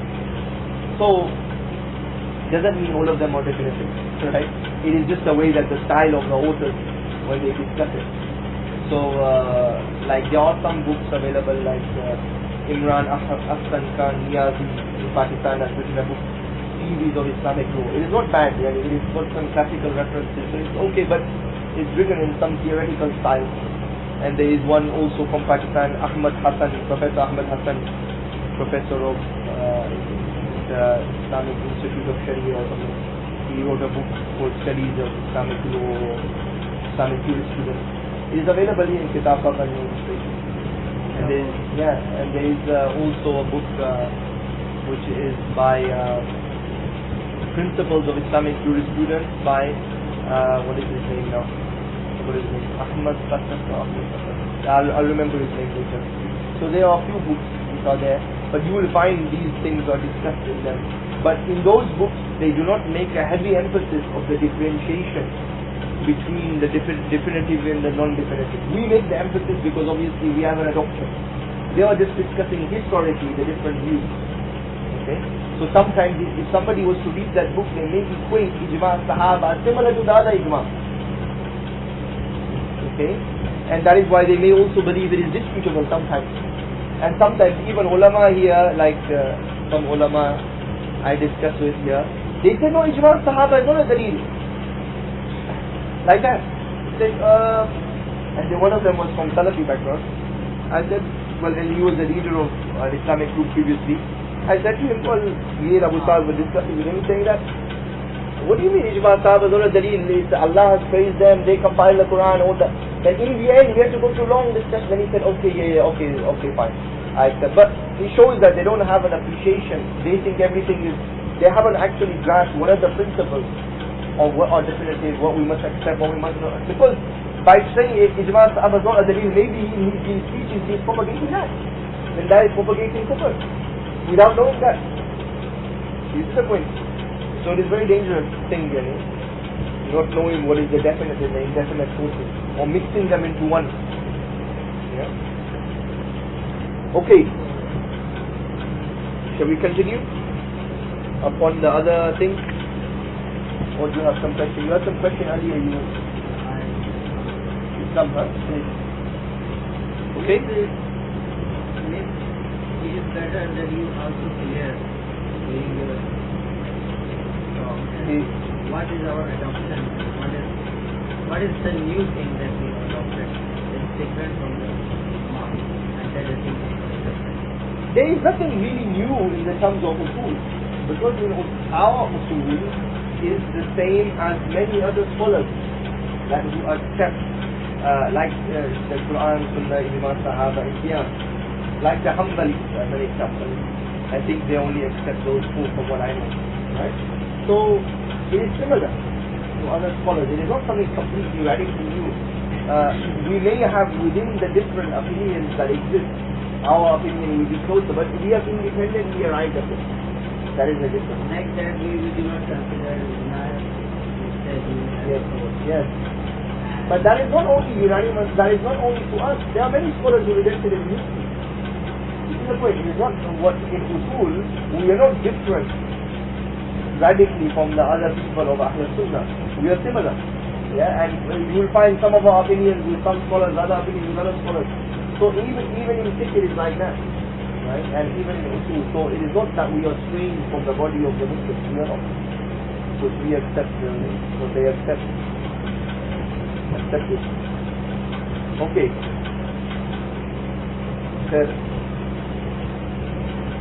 The other parts of the secondary sources, one is the aql. Okay. The aql is accepted by the Shia. Now we believe there is no zanni or qat'i dalil for that, right? Meaning it's invalid evidence. But they consider it as a secondary source based upon the ayat related to belief and the emphasis of thinking. So there are people today like the modernists who try to quote that and say, look, see, people believe that the aql is the source of Sharia, so the human reason is also a source, and therefore we can think it. Again, they consider it as a secondary source, not a primary source. So even they did not say if there is a text from the Quran and the aql contradicts it, that you reject the, you reject the text. Good. They said as a secondary source that the aql can be looked at. We can think about rules and try to, make some sense and make some logic. Okay. So some of the fiqh is related to that, but we don't say there is no evidence for it whatsoever. All of those things are related to belief, not to do with about thinking. Yeah, they're only related to belief, not to do with the areas of fiqh and ijtihad and things. To do with iman. Yeah, that do not believe in doubt and believe in things from what you have created and think about the heavens and the earth and the alteration. So what they're trying to say is that, look, by you saying that the aql cannot be a source of Sharia, you're restricting your mind. Yes, we are. Because the mind is restricted. Because, in fact, there are contrary texts that Prophet ﷺ has mentioned in accepting the hadith also, that whosoever takes his opinion from his own ra'i, his own mind, will have a seat in Jahannam. And in another hadith he says, narrated by different people, but Tabarani and other people, that he said that there will be 70, the ummah will be divided into 70 something sects, meaning firqas. And the worst of them is those who make halal what is haram and haram what is halal from their mind. Okay? And such narrations, i.e. the people who give fatwa from the mind, which is mentioned in Bukhari. So, the mind is not a source. In fact, there is evidence contrary. Yes, it is to do belief, isn't it? So do you yes, the Quran itself is to do belief, isn't it? The belief of the Quran. When we look at the Quran and study it, yes, yes, if you are truthful, produce one. What's that got to do with the action? And the ahkam is to do with, is the Quran authentic or not? So the Quran is part of our belief, isn't it? It's part of Iman. So of course in chapter 1 of Nizam al-Islam, to prove the Quran, we use the mind. To say that look, nobody can challenge it, where did it originate from, it can only come from Allah, there is no possible other source. We also apply akal in qiyas to find out illa and... Right. So we do not apply akal to derive the hukam, we apply akal to understand the manas, the reality, and look the text. And of course you have to use the mind to understand those texts like language. But it is the textual evidence, it is not inventing from the mind. Okay? So when you apply, for example, for me to say khamar is haram, therefore if I study a chemical, I look at the reality of the chemical and say is it an intoxicant or not, and I apply the hukum that this chemical is haram. Doesn't mean I have derived the hukum that khamar is haram from the mind. I have simply applied the hukum. So the application of the hukum upon a new reality is not the deriving of the hukum from the mind. The deriving the hukum from the mind would be something like alcohol is halal. Why? Because it is good for you. That is what we call from the mind. Yes? That is an example. The application or the process of ijtihad is a textual process which the Prophet ﷺ allowed, isn't it? He said to the companions to make, when they made ijtihad, he said if you make ijtihad you will get 2 rewards or 1 reward. So that process is allowed. That is not using the mind as a source. You're not thinking from the mind, okay, like for example a new subject, cloning. Okay? So for the Shia it is acceptable for us to start thinking about cloning. Okay, yes, I think it is bad because it is bad, it will lead to deformation of things, and yes, and give some logical argument to it. They will say yes, that is acceptable. Right? In logic playing and in qiyas text and playing. Yes. So this is the issue. So, text is applicable, i.e. the illa which is given from Allah. qiyas ke liye bhi isma Quran and Sunnah zaruri hai. Ji ji. So first Quran, Sunnah, Ijma, because the illa must be from the nafs. So either from one of them. Yeah. Okay, anything else about the aql? Let us see if there is something about this here.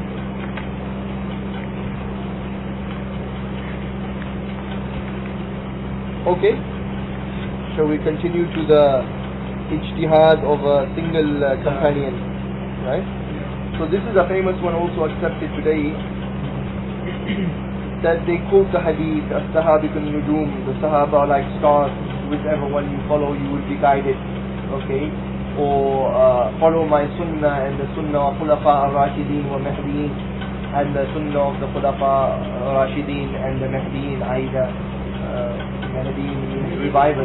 Maybe no, Mahdi does not mean mustahideen. the one who takes birth in The ones who are guided, right? So means who want to follow the guidance. They could be like the great people, okay, who follow Islam, not necessarily mustahid. They could be great dawah carriers.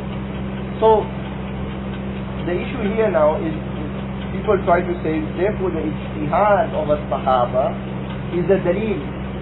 And now first of all, this is a Danni source. Secondly, how can the ijtihad of a companion, individual companion, not the ijma, be a dalil in itself? It is his ijtihad simply. And if we consider that it is a dalil, then you will say there is conflict in the wahi. How can there be conflict in the wahi of Allah? Because the Sahaba's ijtihadat conflicted. So if they all should be followed, if the meaning of the hadith is follow each companion in his ijtihad, it is impossible. Because Umar's ijtihad and Abu Bakr is different, so which one to follow? You understand? So how can the hadith cannot be that? follow anyone.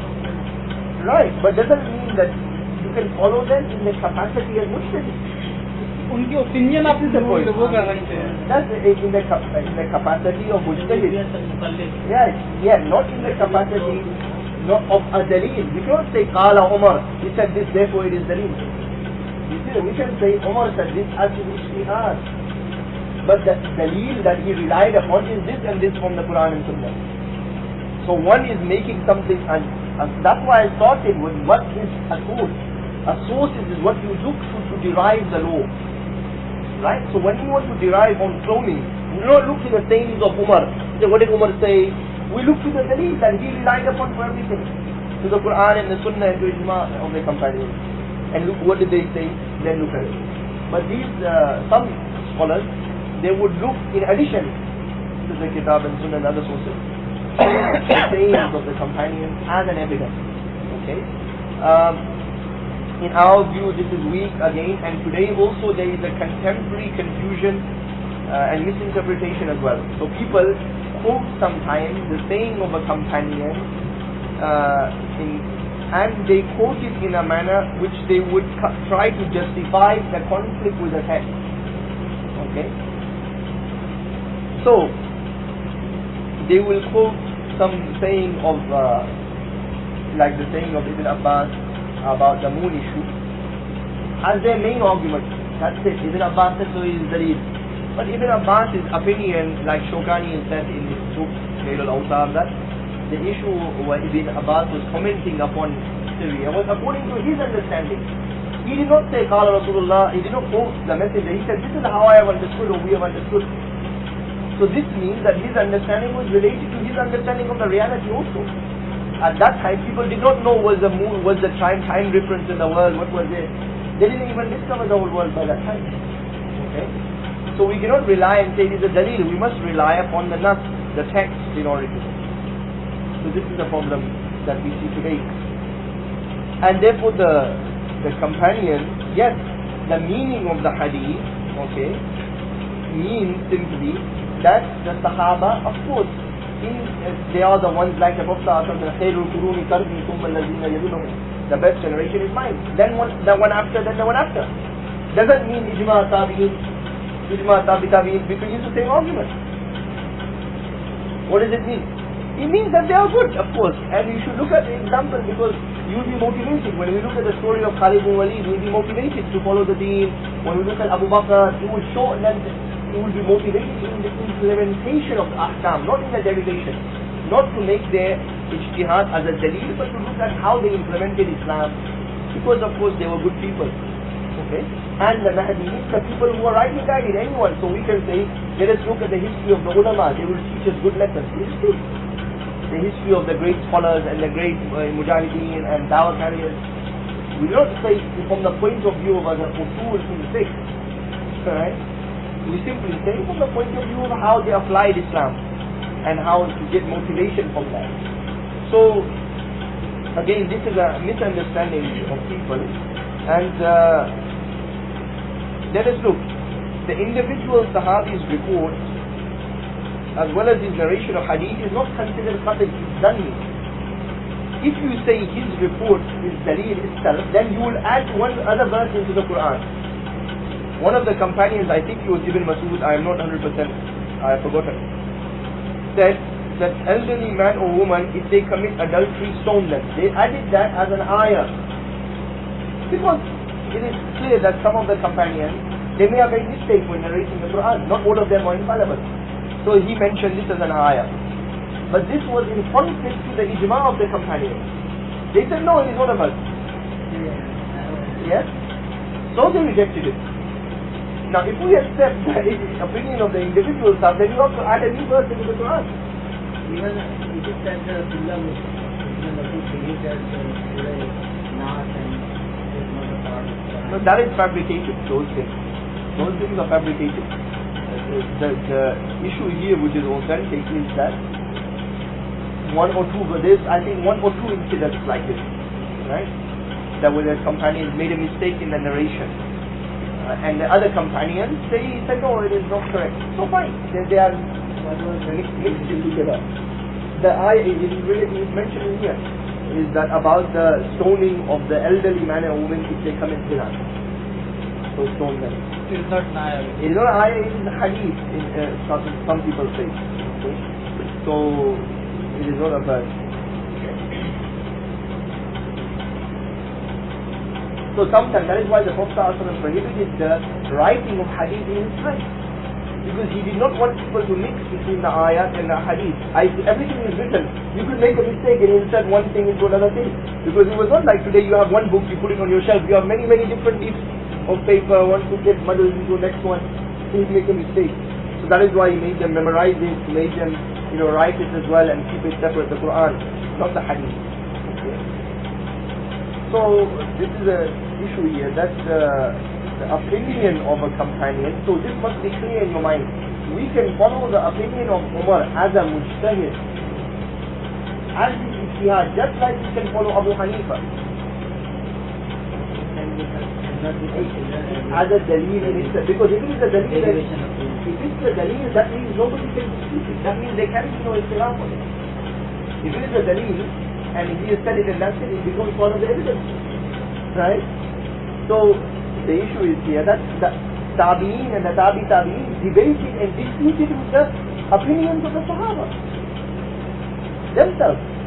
So because in some issues you're going to have to choose one or the other. Abu Bakr on divorce or Umar on divorce, they are conflicting. You are going to have to adopt one. If you adopt one, the Prophet said about Abu Bakr, if you put his Iman on one side and the Ummah's Iman on the other side, his Iman will outweigh the whole of the Ummah. And the Prophet also said that Umar, if there was a messenger after me, would be Umar. So now who to follow?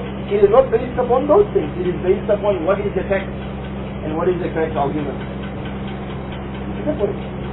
Because both of them are trustworthy, of course, and both of them are common standard. So this is the issue that you follow them in the capacity as mujtahid, not as a dalil in itself. Okay? And how can there be a contradiction? If the individual right in opinion was a dalil, then there would be conflict within the text. Okay? Yes, exactly, because they all live in and they cannot be conflict with the one. How can there be conflict with Allah perfectly with himself? He cannot be. Right? So the argument does not make sense. Okay? That the individual ijtihad of the companions can be, and the companions individually are not infallible. We do not attack them or accuse them. However, they are not infallible. That is clear. Umar made a mistake, isn't it? When he said, whosoever says the Prophet is dead, I will cut their arm and leg. So he said, I am wrong. He later said, I am wrong. He explained why. He said that I thought that the Prophet ﷺ would outlive all of us because of the ayah, وَكَذَلِكَ جَعَلْنَاكُمْ أُمَّةٌ وَسَطًا لِتَكُونُوا شُهَدَاءَ عَلَى النَّاسِ, that we have made you the best ummah to be witnesses over mankind, and the Rasul is a shaheed over you. So he said, I thought because of this, Rasul will live after all of us, he will die. That is why he became emotional, but then he admitted, okay, I know. Okay? So, it's plausible that they make a mistake. Amr ibn al-As was a Sahaba, clearly, but he supported Muawiyah.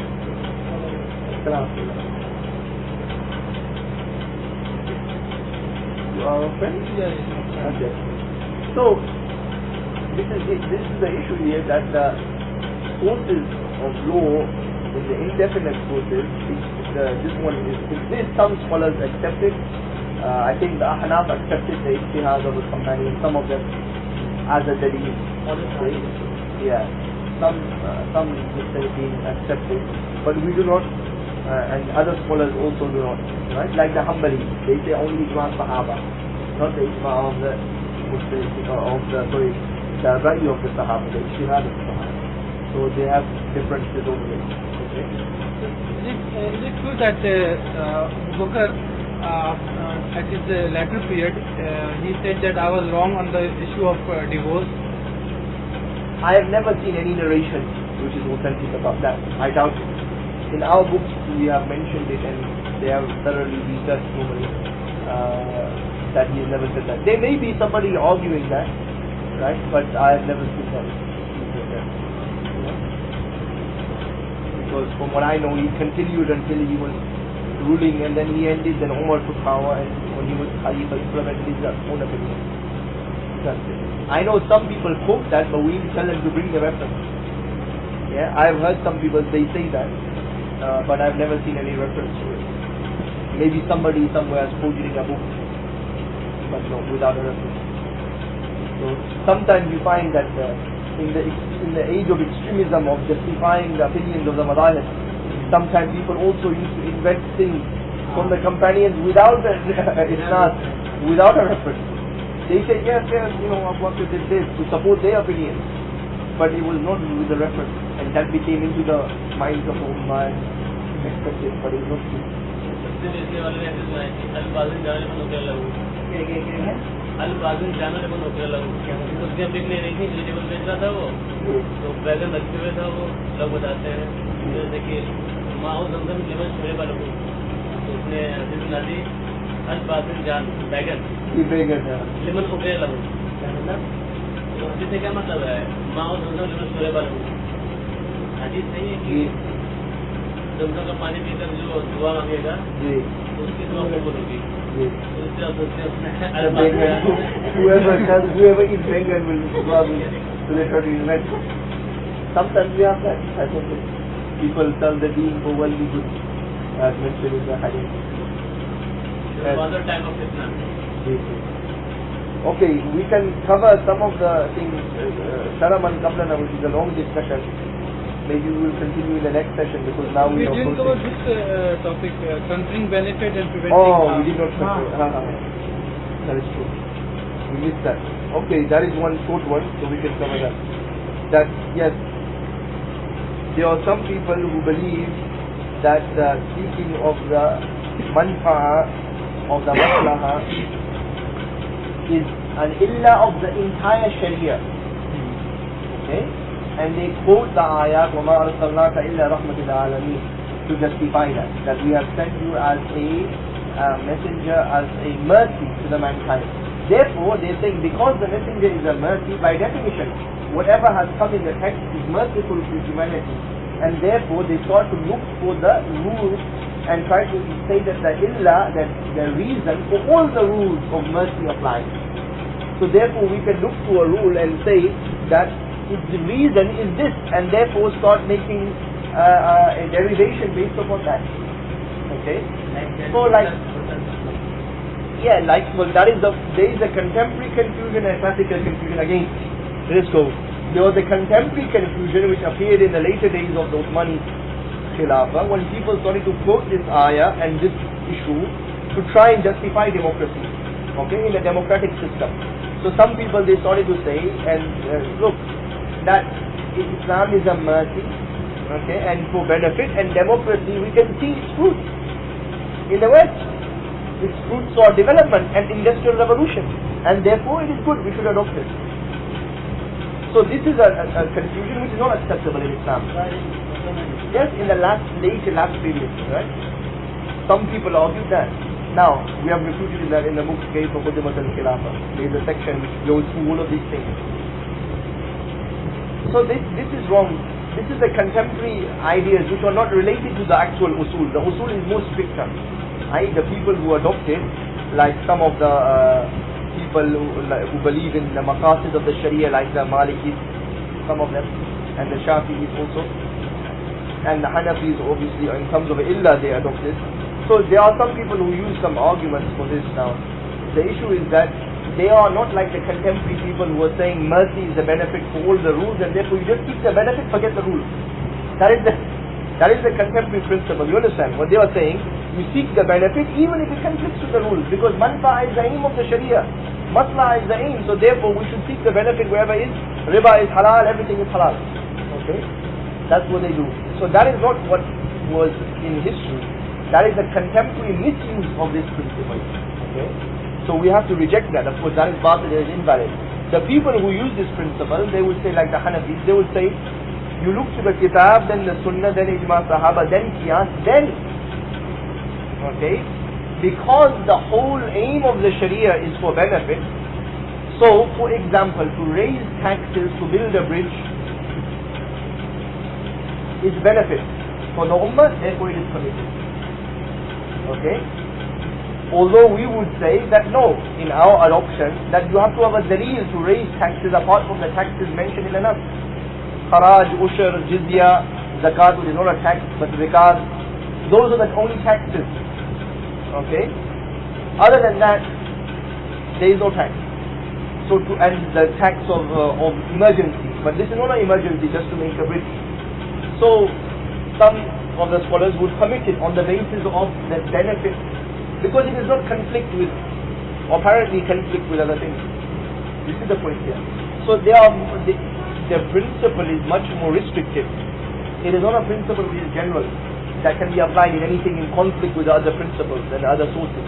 So you look, the scholars who take it, they look to after the other sources. Now we refute it in terms of our understanding, because we say that although in the language it can be assumed that it is an illah for the sharia, but in reality it is wrong.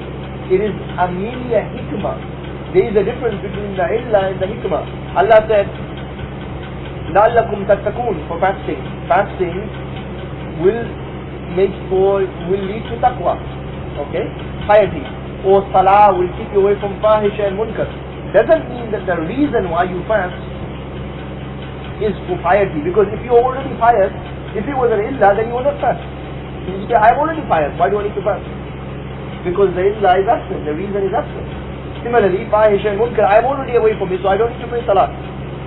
That is the hikmah of the text, the wisdom. The wisdom means the consequence that Allah has revealed by doing that, it will lead to something, which is good. Similarly, here, this is the consequence of the sharia, this is a mercy. Okay? However, it is not an illah, because one of the conditions of an illah is that it must occur consistently. Okay? It must have a causal link, and it must be consistent. However, the mercy upon humanity here is not consistent in this case, because it could be a mercy for the believers, but an anguish for the disbelievers. Islam. The kuffar may hate it, they may not see it as a mercy. Okay? Secondly, today the Muslims are Muslims and we have Islam, but we are not living under merciful times. We are oppressed. We are under guilt. We are oppressed because of Muslims. Exactly. Itself, because of Islam itself. So how can it mean that the mercy is everlasting? For it to be an illah, it needs to be perpetual link. Okay? So this is the point here. It is not valid to consider it a reason of the Sharia. Okay? That the basis of all the rules is benefit. Okay? Actual benefit. And this is the contemporary confusion, that also people look for the benefit in the rules, like saying, see, we can look for why pork is haram because it's beneficial to us. Pork is haram, it leads to, because staying away from it leads to good things. So this is the reason why pork, they try to say it is a benefit, it is the reason. That is a mistake in our view, it is not correct. And then if you make something an illah, then of course they can make qiyas, then make analogy to other things based upon that. Right? So for example, some people who use this, they say smoking is harmful, therefore it's haram. Now, they make benefit as a reason here, and say therefore whatever things are harmful, therefore are prohibited. And therefore smoking can be harmful, maybe not definitely be harmful, therefore they are prohibited. But you need a text, or you need something textual to justify that. You don't just say it is harmful. The Prophet ﷺ used to wear surma, for your eyes. And it is known at the time of the Arabs, at that time it was known to be harmful. It could cause some problem in the eye, but he still used to wear it. To eat red meat, as an example, for you to eat a lot of gosh, okay, a lot of red meat, and from let's say if you eat the buffalo meat or cow meat and these things, it's known to be harmful. It can be harmful. Does it mean that we prohibit it? It's haram. To have it like Indians have so much sugar. We have 3-4 sugars in the fish we eat. Right? Some 2-3 sugars minimum, all of us. Huh? Sugar, too much sugar is harmful, it leads to diabetes. Does it mean it's harm? So it is a dangerous argument. You need a text or you need a dalil. Like we use another principle which is established from text, that whatever leads to a definite specific harm is haram, not just a generally it may lead to haram. That is too broad. Whatever will lead to a definite specific harm. And we have dalil for that, like the Prophet ﷺ prohibited the Sahaba to drink from a well because it was poisoned or there was some disease in it. And he prohibited the Sahaba to go out on one day, it was very windy. And two Muslims went out and they were blown away in the wind. They died. Okay? So this means that the Prophet prohibited specific things which are in origin permitted, but specifically when they become harmful, then you can prohibit it. You see the point? So it is different than the general. So the people who have the issue of benefit as an illah, they could generalize so many things and make it part of the Sharia. So it is again here not a valid principle or a strong view in our opinion. How long this principle has been followed in It's still followed today. Still followed, yeah. These principles it is of followed today. What about the Salafi stage? yes, it was followed by the madhahib. It's an substance of usul. These usuls are either from one madhab or another madhab. The Hanafis believe this principle, that the illa can be from the mind, as an example. Some of the Malikis believe in the issue of the maqasid of Sharia, but that's more to do with masalih and mursala. But anyway, these principles were followed by different madhahib. Some of them only followed what we follow, like the Hanbali, Quran, Sunnah, Ijma and Qiyas. Others followed additional secondary sources. But the important point is people will try to today confuse the contemporary issues and take those principles to justify things which contradict the clear text in the primary sources. That is what we need to be very aware of and repeat.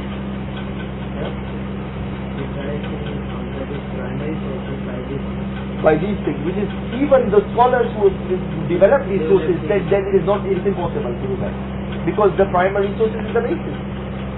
If something conflicts with the Kitab and Sunnah, you reject anything other things. For example, in riba, there could be manfa'a. We could argue that for me to get a loan, it will be beneficial. I can open a dukan, I can do this, I can do that.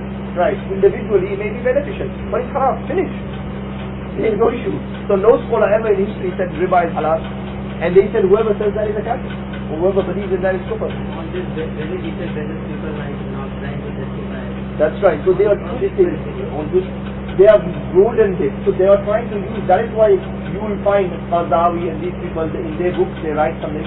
Fiqh al-mu'azanat, fiqh al-maslaha, the fiqh of benefits. Fiqh al-mu'azanat, the fiqh of balances. They will use all these terms. They misquote the original principles to the contemporary issues and completely confuse them. Right? So we have to be very aware of them. That is why we must understand the principle in its origin and how it is a secondary principle, and of course we do not accept it anyway, but even the ones who do accept it do not accept it in the way that they try to quote. Right? Why are you saying secondary resource? There is only one resource. No, the reason why we say secondary is because they are the ones which are not agreed upon by the ulama. The ones which are dhanni. The qat'i sources are agreed upon by everyone. But there are some sources which are debated in themselves. So someone says the ijtihad of a single sahaba is a dalil. Somebody says it is not. So one considers it as a source, but he will not say the other one, who does not consider it as a source, as a kafir, or as somebody who is a fasik. He would say, okay, here is ikhtilaf, your opinion and my opinion. This is the point. So Shafi'i refuted in his book a refutation of istihsan, which is the Hanafi usul. But he did not attack his teacher and say you are a fasik and you are against Islam, because he believed it is a weak opinion, it is wrong, but there are some arguments for it. Right? And I have my argument, I believe in my argument, and I don't accept the argument. So that is why it is a secondary source, meaning it is a disputed source. For us it is not a source. We only consider it as a secondary source for some people, not for everyone. Not for us. Not for us. Yeah. Hence. Okay? We will end there because time is up now. Up now.